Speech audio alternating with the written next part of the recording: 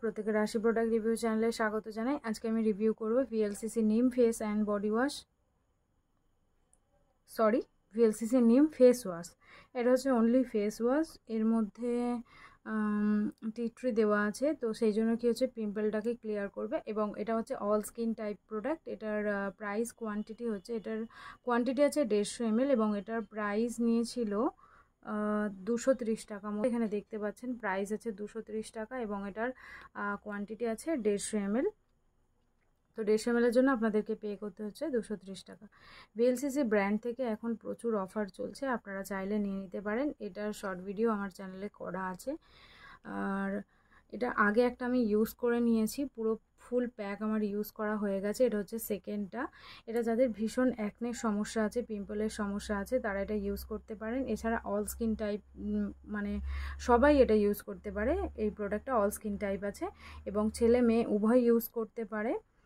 আর যেহেতু এতে tea tree দেওয়া আছে, তো সেজন্য ছেলে মেয়ে উভয় ইউজ করতে পারে এবং ভীষণই ভালো ফেস ওয়াশ এটা। এখানে লেখা আছে যে যতটা পরিমাণ প্রয়োজন নেবেন, নিয়ে ফেস এবং নেকে হালকা করে সার্কুলার মোশনে ম্যাসাজ করবেন এবং হালকা যখন ফেনা হবে তখন ভালো করে ধুয়ে নেবেন জল দিয়ে এবং আই এরিয়াতে অ্যাভয়েড করবেন। Use regularly for fresh and pimple free skin.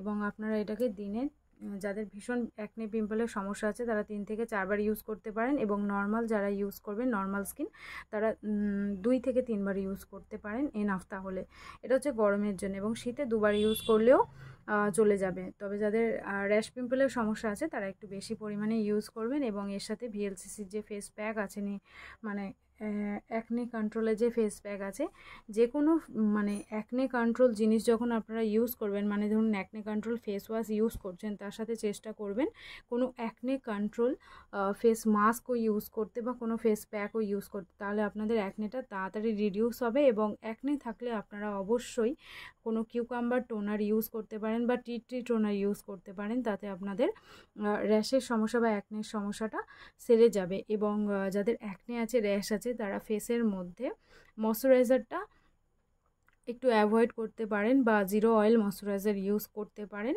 বা ময়শ্চারাইজার ইউজ করে কিছুটা টাইম রেখে তারপর আপনারা ফেসটাকে ওয়াশ করে নিতে পারেন। এতে করেও আপনাদের র্যাশ পিম্পলটা কন্ট্রোলে এসে যাবে। তো আজকে রিভিউ এইটুকুই থাকলো। রিভিউ কেমন লাগলো আমাকে জানাবেন, আর এমনি প্রোডাক্টের রিভিউ পাওয়ার জন্য চ্যানেলটিকে সাবস্ক্রাইব করে নেবেন। তো থ্যাঙ্কস ফর ওয়াচিং, টাটা।